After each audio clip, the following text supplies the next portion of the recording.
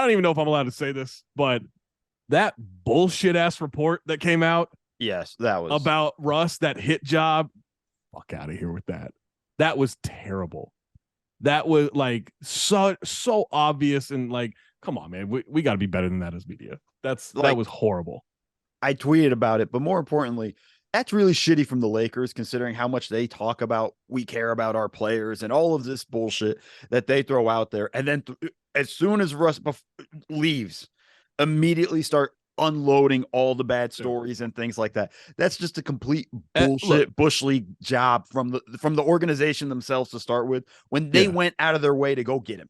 And everybody told them from the beginning it was a fucked up trade. I was in that locker room, so I can't say to any expertise there. All I know is everyone I've talked to in every organization that Russ has played for has been like, this is a good dude. He may be stubborn.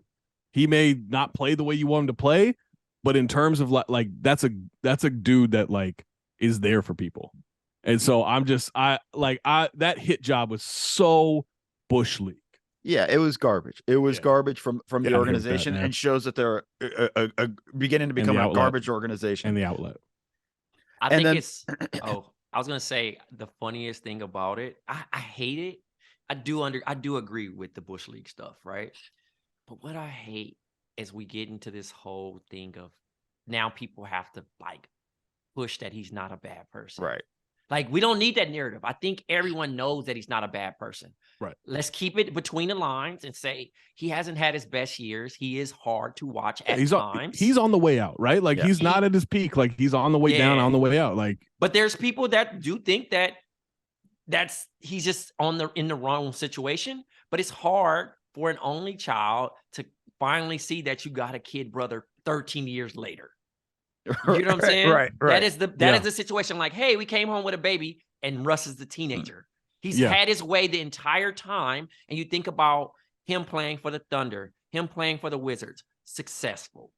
Him playing for the Rockets and playing for the Lakers, you got to share. And it's a struggle for him. So in his next situation, Paul George, I know you had your best season with Russ on your team. But when Russ wants the ball and Russ wants to make a decision, how's Kawhi going to feel about this? When it's down the line, I got to get him the ball, and he feels he can take that mid-range fast pull-up. Well, here's the thing, Trey. Instead of deferring. He's not a $47 million player anymore, right? Like, he'll sign for whatever that minimum is, like $2 million prorated, right? Mm-hmm. There's a difference between, hey, this $47 million player is trying to do some things, and this veteran minimum player is trying to do some things, even if it's the same guy. And so I don't think there's that pressure from the Clippers to fit him in the way there was with the Lakers. Right. I disagree. Here's the thing, Jay, before you kick off right quick.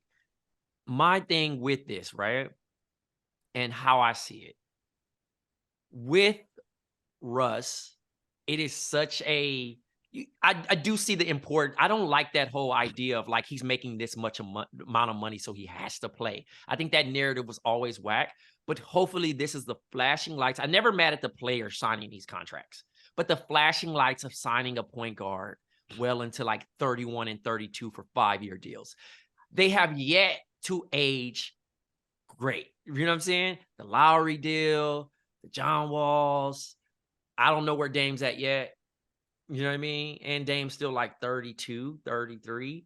He's not there yet. Yeah, somewhere in that When range. those guys get to like 35, 36, and you owe them 40, and you owe them 45, all those deals are for right now, and we'll figure it out later. If you don't feel like you're going to win a championship, I'm not signing somebody for 200.